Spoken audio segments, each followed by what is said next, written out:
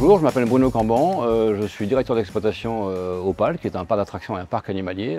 Parc qui a été créé il y a 52 ans, en 1973, par André Charbonnier. Et ce parc a évolué, a grandi et est aujourd'hui devenu le premier site touristique de la région. On est arrivé à une réflexion sur comment continuer cette démarche divertissement durable et puis cette démarche RSE. On a eu le plaisir de rencontrer Photosol qui était implanté énormément sur le département de l'Allier et avec eux, on a décidé de construire ces ombrières avec les panneaux photovoltaïques.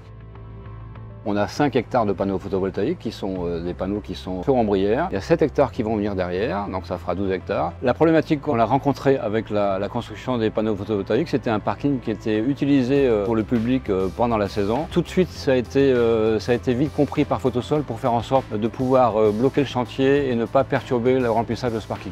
Sur le parc, on a beaucoup d'attractions, beaucoup qui sont aquatiques, et on s'est dit comment récupérer avec la pluie qui tombe sur les panneaux toute cette eau. Du coup, on a créé un grand bassin de 1500 m3 d'eau qui fait que quand il pleut un petit peu, le bassin se remplit en 2-3 heures et cette eau est réinjectée parce qu'on a mis des canalisations qui vont des parkings jusqu'au centre du parc.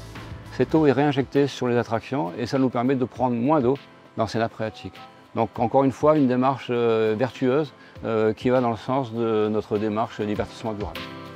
Comment continuer dans cette démarche, comment utiliser des panneaux solaires pour pouvoir injecter sur le parc en autoconsommation l'électricité qui peut être produite. On avait un bout de terrain qui était disponible. Arnaud Bennett a décidé de pouvoir construire des panneaux au sol. L'autoconsommation aujourd'hui fait du 50-60% quand le parc est ouvert et fait du 100% quand il fait beau, aussi bien l'hiver qu'au mois d'avril et au mois de septembre quand le parc est fermé. On produit de l'énergie à hauteur de 850-900 kW.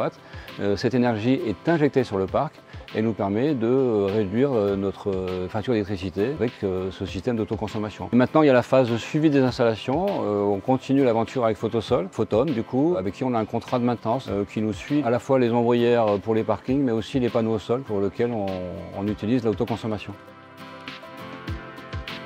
On continue à réfléchir, notre démarche divertissement durable nous amène vers l'avenir. Donc qu'est-ce qu'on fait demain? On va continuer à faire en sorte de récupérer des eaux, de mettre des panneaux photovoltaïques, de faire de l'autoconsommation pour pouvoir être en harmonie avec cette philosophie permanente du parc.